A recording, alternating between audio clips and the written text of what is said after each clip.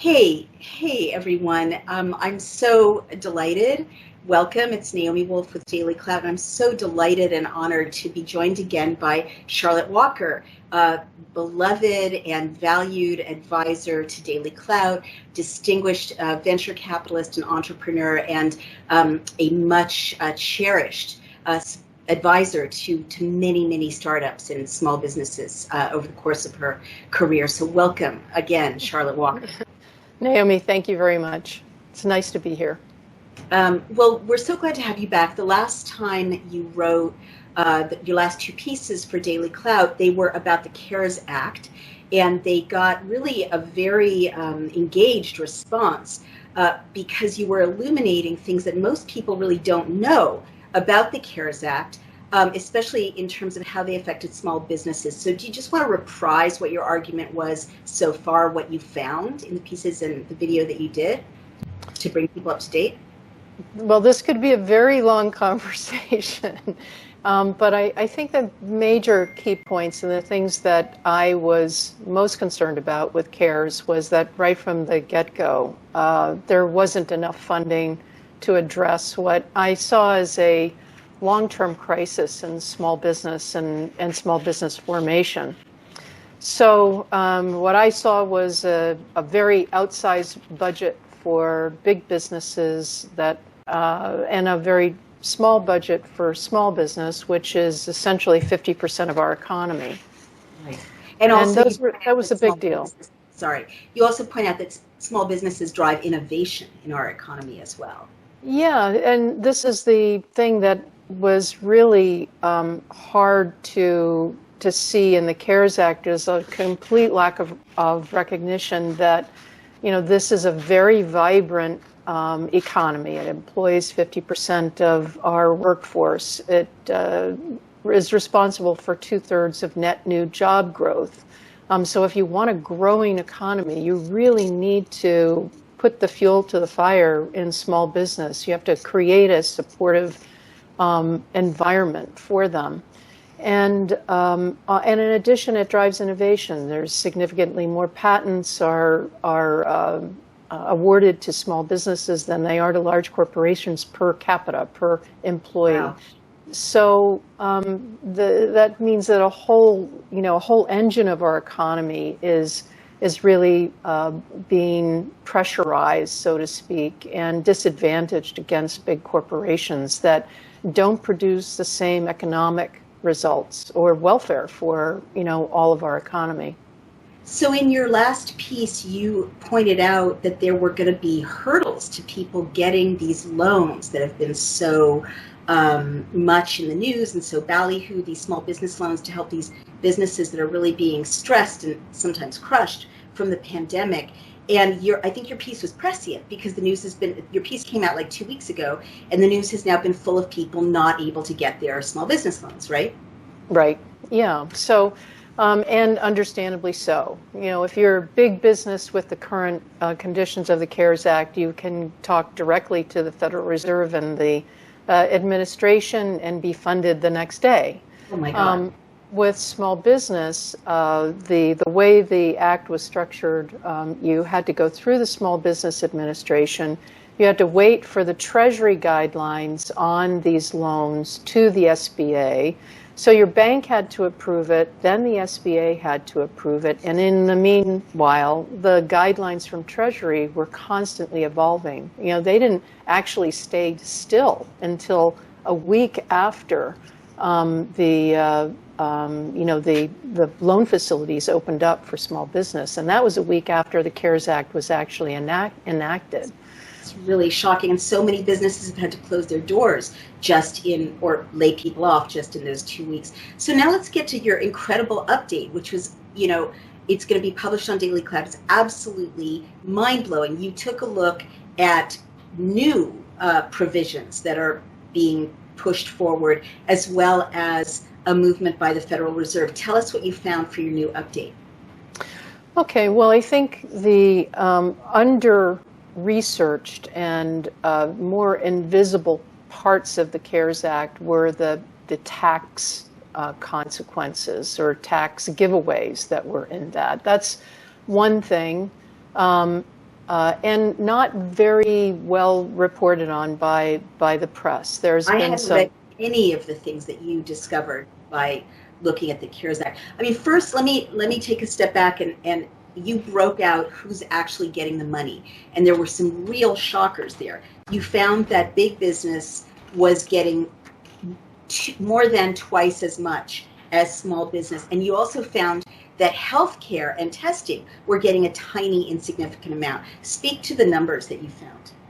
Yeah, so, when you go through the CARES Act, and well, I think we should also speak about the Federal Reserve stimulus as well, because that's a big deal and it's also very unprecedented. But just the CARES Act all by itself, big business is getting $500 billion. Healthcare is getting, what is the number I had in there? Billion, right? Yeah. Like amount compared to everyone else. Research equipment and infrastructure for hospitals. In a phase 1 and 2, which were earlier bills that were initiated by the House, they got $8.4 billion and $150 billion in the CARES Act. So this is the front lines. We don't have this. We're all dead. We all get COVID-19 and all the testing and everything else. So that's $158.4 million between all these various phased 3 acts. Big corporations get $850 billion when you take into account the central bank stimulus of $350 billion. Can you just stop there, Charlotte, so I can make sure that I can believe my ears? You're saying that healthcare and testing and coronavirus-related emergency funding adds up to about $158 million. Is that correct? No, $158 billion. Okay, $158 billion. Yeah. Good. But you're saying big corporations get $500 billion if you add up the Federal Reserve initiative? Well, no, it's $850 billion. $850 billion. So let's just take a step back, because sometimes people's eyes glaze over at these big numbers, and just to put it in terms that everyone will understand, $158 billion versus $850 billion. So it's like at least 5 times more. I mean, powers of scale larger for large corporations who arguably can ride out a crisis, a pandemic, and less than a fifth of that for these desperately needed things that doctors are reporting on, nurses are reporting on, that they urgently need: PPE, ventilators, help for nurses, healthcare, testing, all the things we're going to need to survive. So it's basically an extraordinary, I don't want to put words in your mouth, but what do you think about that setting of priorities with the money? Misprioritization, a tremendous misprioritization. And, and I understand that, the federal government needs to bolster our economy. But we don't have an economy if we don't have people, and people that can go back to work and be healthy and all that sort of stuff. So, the very first things that should have been prioritized was that, and making sure there was enough funding for that. And then let's talk about the corporations. Yes. And I would say that, big corporations, as we've discussed before, they have tremendous opportunities within the public markets, the private equity firms, the banks, and commercial loan facilities, that they can get funding. They may not get the price they want or the best deal that they want, particularly if their business is, being damaged by, a poor economy, but they can usually get it. And you have a whole profession of fantastic, smart scrutinizers that can put the right deal together for it. And small businesses, right? Those venture capitalists. Venture capitalists, private equity firms, mostly, et cetera, and investment bankers on Wall Street. So if you're a public company, you have access to the public markets. So what is happening here is that we're, shoving money. The CARES Act is shoving money at the big corporations who have access to all those facilities. Whereas small businesses, just to jump in, Small businesses do not have access to that kind of funding, as you pointed out. No, it's difficult. We've damaged our community banks. Over the years, there's fewer and fewer of them. There's been massive consolidations in banking. And consequently, that has, actually damaged the fabric of financing for a lot of small businesses.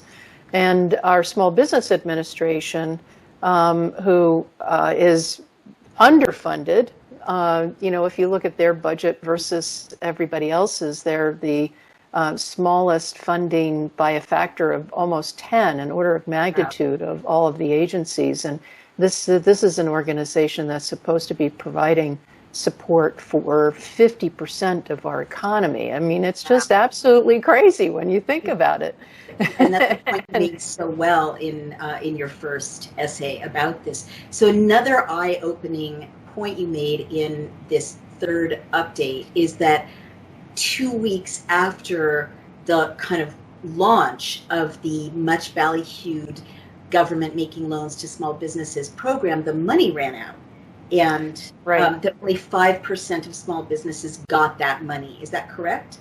Correct. And, the other thing that should be mentioned is that there were a lot of interesting guidelines that were issued by the Treasury. So, for instance, if you were a large restaurant chain, but you had restaurants that had fewer than 50 employees, then you could apply for small business loans. You may have seen in the news yesterday that Shake Shack, did get a loan, but they gave it back, which they gave it back because they realized, oh my gosh, other people need this more than we do. And so, obviously the better funded, the better prepared, larger businesses, got to the front of the line.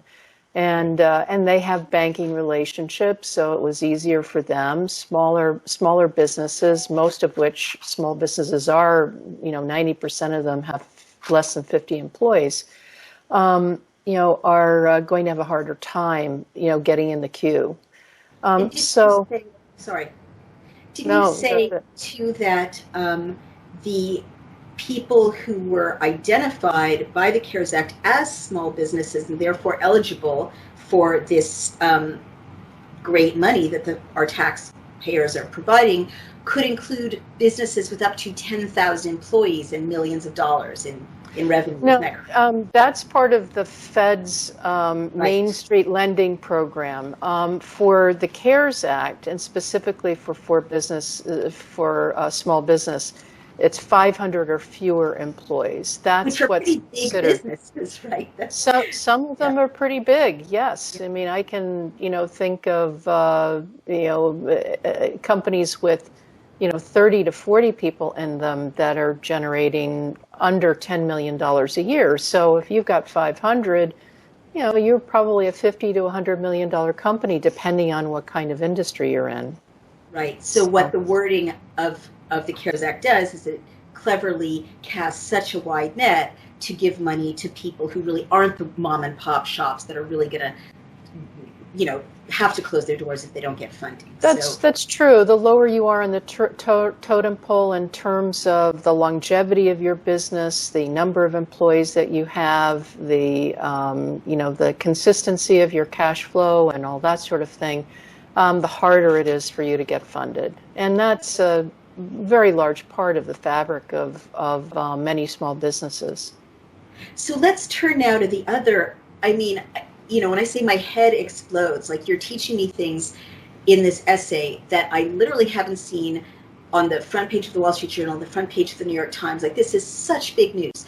What the Federal Reserve did and this unprecedented, vast move to buy up a lot of stuff that people might think they shouldn't buy up. Please tell us about the Federal Reserve's program and sure what you found out about it. So, what just as from a definition standpoint, it's important to know that the Federal Reserve was put in place back in 1913. I think it was Woodrow Wilson who was president at the time, to really be a a bank, so to speak, of a last resort, to stabilize markets, to ensure that there wasn't, crazy volatile pricing, that banks had enough funding or reserves in order to meet depositor demands and loan demands and all that sort of stuff. And if there was an economic crisis, there was a backstop for all of that. So the stimulus that the Federal Reserve has issued, and this happened, relatively early on, but was escalated in this crisis. They were out there with their normal weapons to, try and combat some of the market volatility, the credit tightening, and all that sort of thing. But what they announced more recently, and this was on the heels of the CARES Act, was this vast facility of all sorts of different things. Main Street Lending Program, which goes up to, companies with $2.5 billion and 10,000 employees. And these credit facilities that allow, actually enables the Federal Reserve now to buy corporate bonds, to support new issuance for companies that may have degrading credit facilities and that sort of thing. So they are in a very, very big way interfering or certainly changing the complete risk profile of the markets for these types of instruments. Can you try to, that's a really important sentence. You said it in a super sophisticated way. Could you try to explain that to a smart 16-year-old, what you just explained? That they created facilities to buy subpar bonds from corporations that would otherwise not do well, I think is what you said. You say it in your own words, please, to someone younger. Well, let's just use an example. There's a lot of oil and gas companies that are distressed now because oil prices have plummeted. Yeah. Those of us in the venture capital world, I think, would be saying, we told you so. Right. Right. There had to be a tipping point at some point with all of the investment and innovation that's been going on in alternative energy and all that sort of thing. Right. And I think there has been a tipping point. This has been escalated by a poor economy or a cataclysmic event, but they have heavily leveraged for the most part, and they will go under. They need capital. So explain what heavily leveraged means to someone who's not a banker. They have a lot of debt on their balance sheet. It's like you have more, more credit card debt than you have income. It's sort of like that. Job, or if I lose my customers, I will go under, and that's what would happen in a pullback of people buying oil and gas. They would collapse ordinarily, but the Federal Reserve is in to do what? Well, they're buying new issues of What's bonds. Okay. So I'm company A, and I need to raise some capital, so I sell bonds. I sell a new issuance of bonds. It's new capital that will come up to my balance sheet. So is a bond a piece of the company or a bet on the company? How do you explain what a bond is in this case? Well, a bond is debt, so it is not equity. It doesn't, unless warrants or equity warrants are attached to the bonds, they're typically first in line behind, senior debt or they are the senior debt. So they own the company over equity. Sorry to jump in, but it's so important for people to understand this, and you're so good at making these very arcane terms much less scary and more understandable. Say I'm a distressed oil company and you're the Federal Reserve. When I give you a bond of my company, what am I giving you? I'm giving you you're my debtor, like you're giving me a loan, you give me money and I give you, okay. Yes.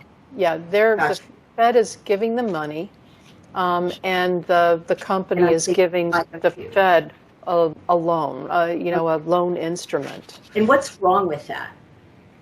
Well, it's very unusual for the Fed to take that type of action because it's, they're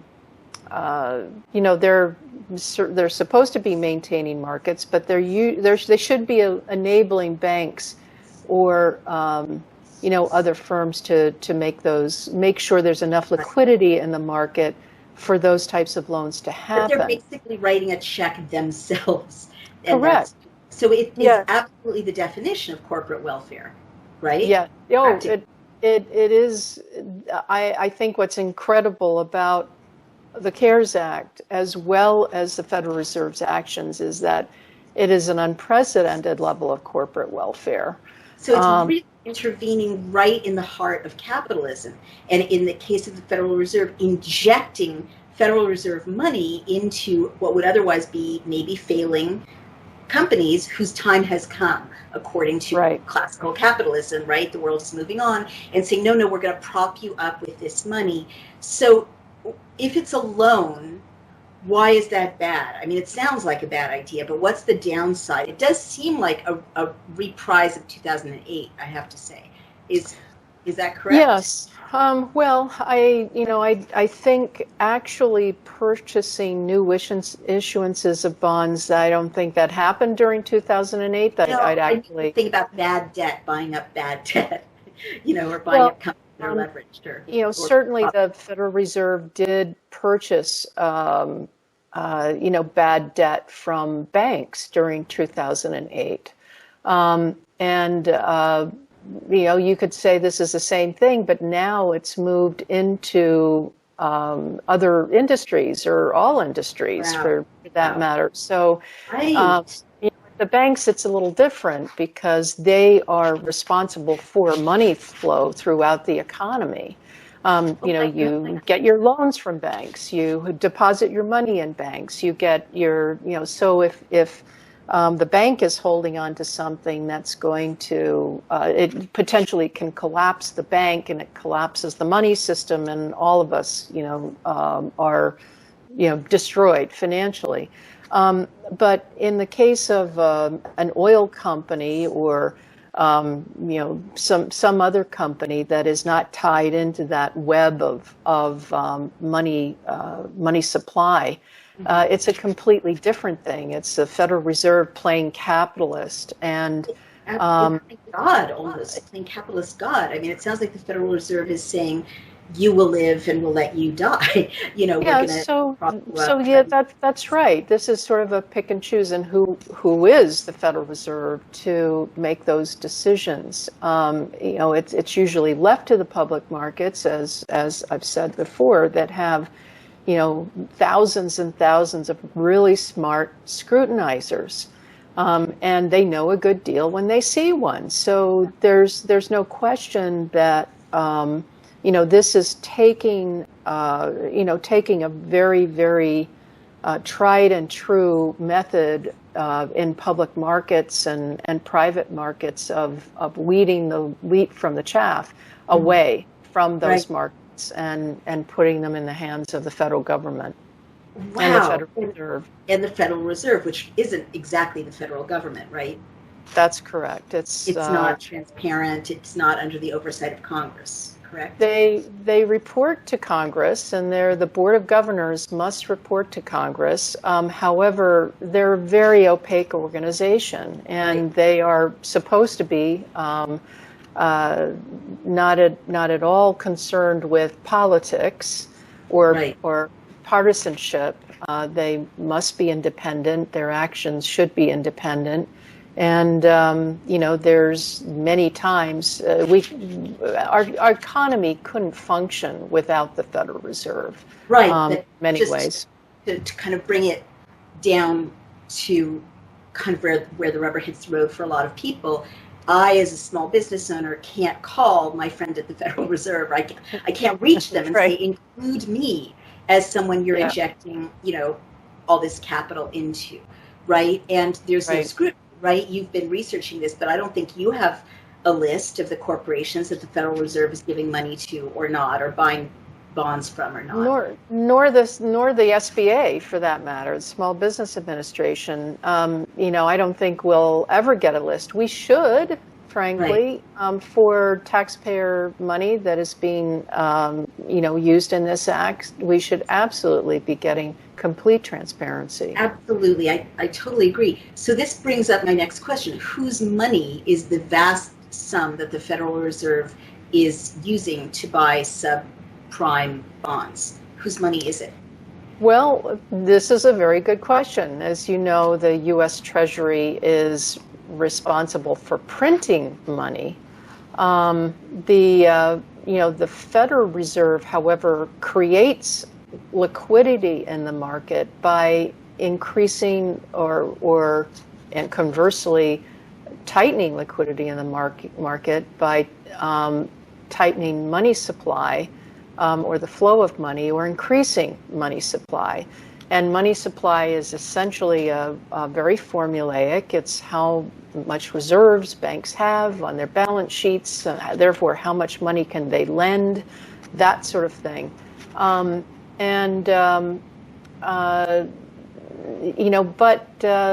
they create money. The Federal Reserve does create money.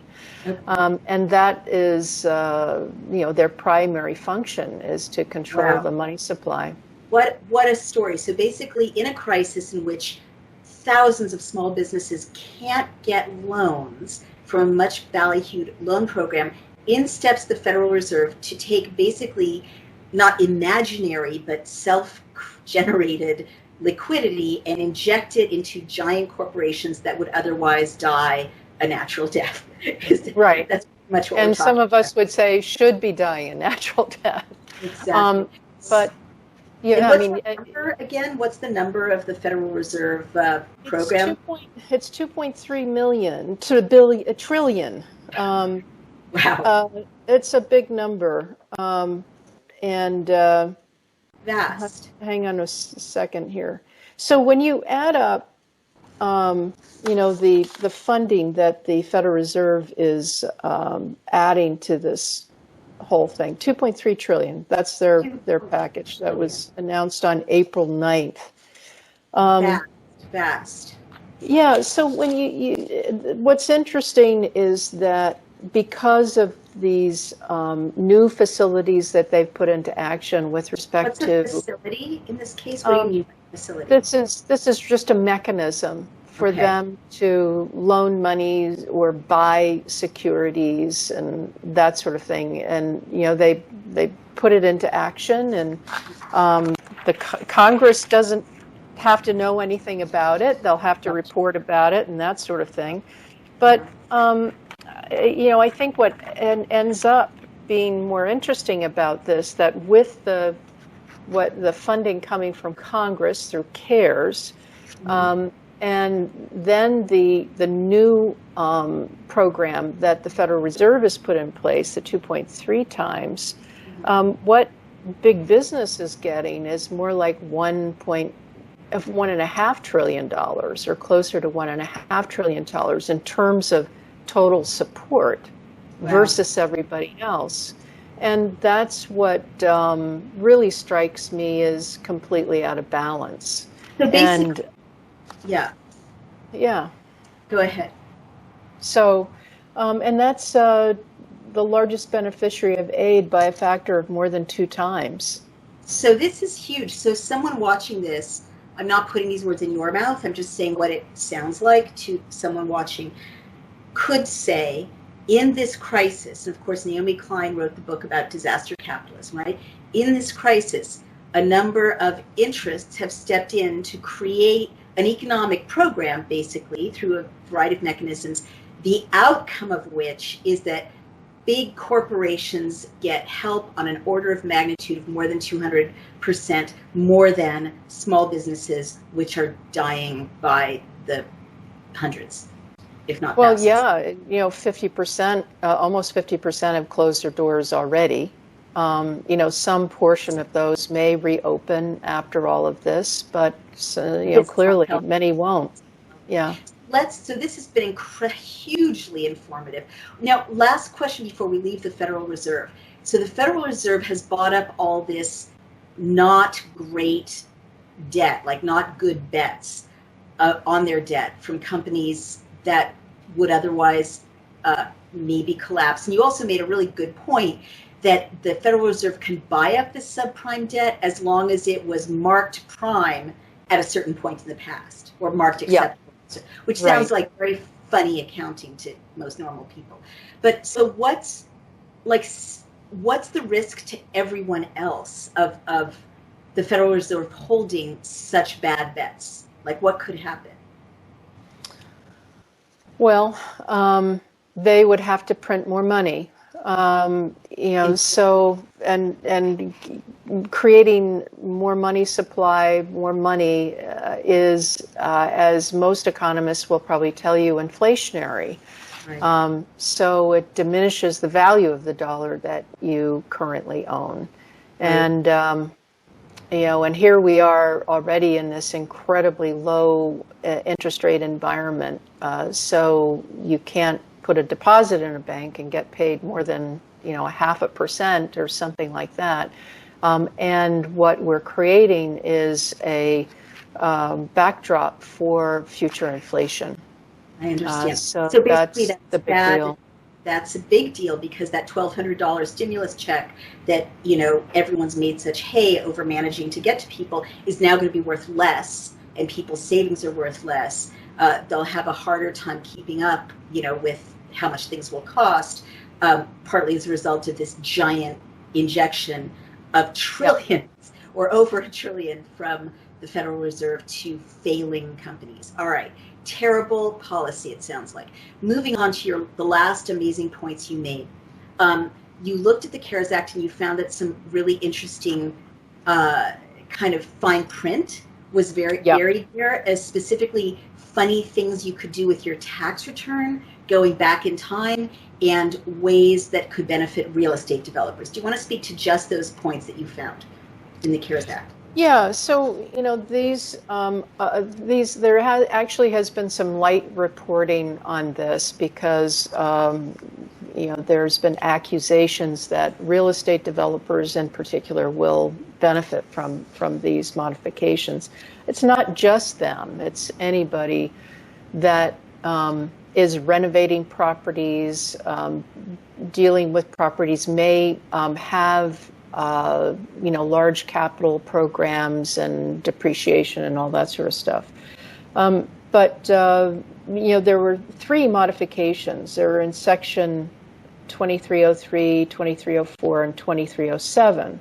And they modified the net operating losses and modifications for net operating losses, which is allowing you, so if you have a loss this year, you can carry that back. You can include your 2018, 2019, 2 to 3 years back, and you can carry forward those losses for many, many, many years. So this previously was not allowed. So, but the more interesting thing about it to me was with the 2017 Tax Act, which lowered tax rates for corporations from 35% to roughly 21%, when they take these carry forwards back or carry these losses backwards, they get credits back from the 35% tax rate to the 21% tax rate. So they're making taxes. Yeah, so they're making another 14%. Back. So even there's even in a year they didn't earn that. Right. And even in a year in which they've already filed their taxes, not having taken that. Yeah. Right. Yeah. So, and then, there was what is called a technical correction regarding the qualified improvement property loan. And I have not, I don't know why it showed up now, because the Tax Act was passed a couple of years ago, almost 3 years ago. So why they're trying to squeeze it in here, I don't know. But essentially, that allows a company to expense 100% of their capital program, thus creating this huge potential loss in the current year, and with that being able to then go back and carry back on everything else, so they could change all of their P&Ls for the last 3 years. Profit and loss statements for the last 3 years. Yes. And can everyone do that? Does this benefit everyone equally, or are there winners and losers? Well, there are wealthy individuals who will be able to benefit from this as well. And the Joint Committee on Taxation, who didn't come out with their study on this until after the CARES Act was enacted, have estimated that some $275 billion of tax regression will happen as a result. So that's a big hit to the budget, and puts more burden on the people not so fortunate, the less wealthy, and non-corporations, small businesses who also bear a big brunt, and that sort of thing. So can I just summarize in my non-financial professional mind that what that does is it takes a giant amount of potential tax revenue out of the pot that could otherwise be available to get people, some of the help that they need in this crisis. And the other thing that it does is it advantages people who are corporations or people who have that kind of tax structure, but it doesn't do a thing for wage earners, right? Who still are going to have a chunk taken out of their paycheck every week, every week. So it's like a completely, so really you're really describing, and I said this the last time we spoke, you're really describing in great detail almost two economies. There's literally an economy with certain rules for the wealthy and for corporations, and the CARES Act and the Federal Reserve initiatives of the last couple of weeks really add tools to this economy for the rich and for corporations. And it's really an economy which you cannot lose. Like, you can mess up, you can do badly, you can not be profitable, but if you're big enough, you cannot lose. You're just going to get richer and richer. Whereas with the CARES Act, and especially the small business loans, only 5% of small businesses have been able to get them. 95% so far haven't. There are all kinds of hurdles that you've identified to even getting those loans, and 50% of small businesses have closed their doors. Maybe they'll open, maybe they won't, but people are suffering. So that is the picture you painted. We just have a few minutes left. Is there anything you want to add about? You made some really amazing points in our conversations about like bigger picture challenges. The way that small businesses suffer from systematic problems in our society. Do you want to wrap up with that observation? Yeah, well, I think number one, I should talk about transparency, because in researching the CARES Act, while it was in process and not enacted yet, there was very, very scant information. You could get original drafts of the bill, but you couldn't keep up with the amendments. There was no mechanism in place to do that. I mean, my gosh, we are in we have so many smart technology companies. We're the #1 economy in the world, and we can't have decent transparency in our government. We can't, that's just, was the, one big observation. I wasn't able to get the final bill in full text until a couple of days after it was passed by the House. So that's sort of number one. The other thing is that small business has been being marginalized for many, many years. And I think we talked about it at one time. It's been like one more stone after another being put on small business. And these economic disruptions really hurt because of the lack of a funding or financing infrastructure, both at the SBA and in the country in general, and a declining community bank presence, all this sort of stuff. But in addition, there's been a lot of consolidation in technology. Big technology companies getting bigger and bigger. Patent laws are disfavoring smaller businesses versus big businesses.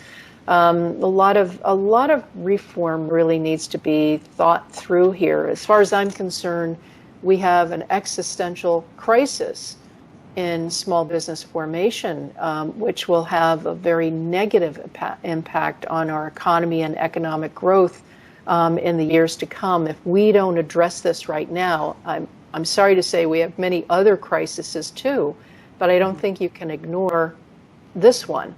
Absolutely. And as a political commentator, I can't help noticing that the way America will look on the other side of policies like this is more and more people are basically going to be wage slaves rather than that American dream of the little mom and pop shop on Main Street, the being able to have your kid do better than yourself, being able to provide employment to your friends and neighbors. That is not what the future looks like with these kinds of policies. Right. I mean, this is something, having your own business, when the town I grew up in, little Sunapee, New Hampshire, the people who own their business, and my father was one, sort of technically, because he was the town doctor.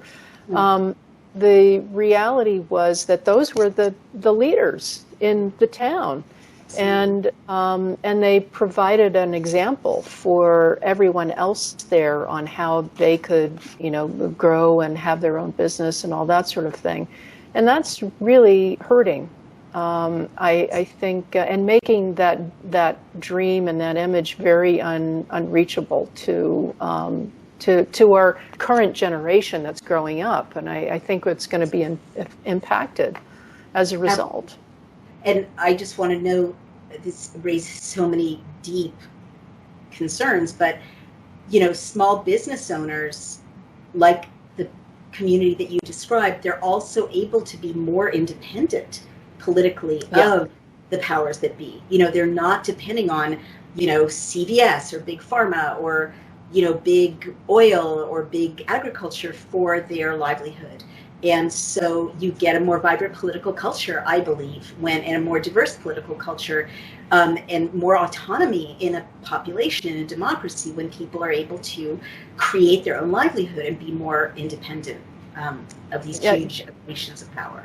Completely, absolutely. And I think that small business owners, one of the surveys that we cited in the paper was, from the Small Business Majority, which is a nonprofit organization, and it was very recently done and was just published in not even the last week.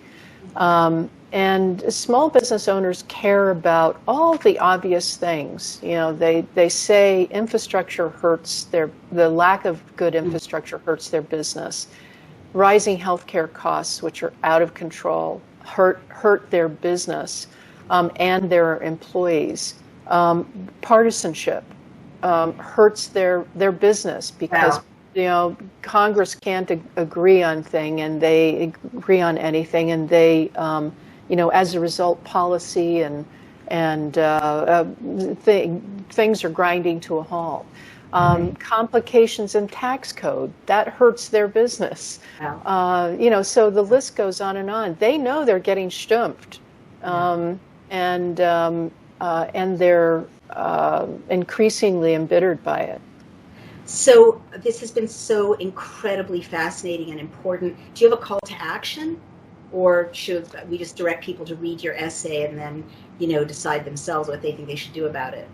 Yeah, well, I think support your small businesses. That's all I can say. Read up on it. Read some great stuff by the Kaufman Foundation, the Small Business, Majority. There's so many things, to focus on here. I think policy is really important. I think all those things that, find candidates to vote for who appreciate and understand what needs to happen to get small business growing again in this country. I think it's vital, and I think those candidates are out there, and people need to pay attention to that. Absolutely. So those are fantastic calls to action. Specifically in this crisis, we can encourage people to call their representatives and say, add more for small businesses to the CARES Act as it goes through, updates and amendments. Is that a good final thought? It's a good thing. And reform at the Small Business Administration, 60% of entrepreneurs don't think that any of the programs at the SBA help them. Wow, that's big. So these are fantastic calls to action, insights. Everyone shop small, go support your local businesses, your small businesses. And this has been Charlotte Walker, valued advisor, center of the Brain Trust, with other wonderful brains, central to our mission and our success, and so important to so many other people whom you advise and businesses that you advise, and we're so grateful for your expertise and for your patience in explaining these very arcane things that everyone should be able to understand. So thank you so much. Everyone, remember, go read Charlotte's essay, share this video. Her essays are on Daily Cloud. This will be the third update that she's providing. Lobby your representative about small businesses if you're persuaded, and subscribe, become a member, donate on Patreon to Daily Cloud. Our mission is to bring you these amazing minds to empower you. Thank you so much, Charlotte Walker. Thank you. You're welcome. Thank you for having me. Thank you.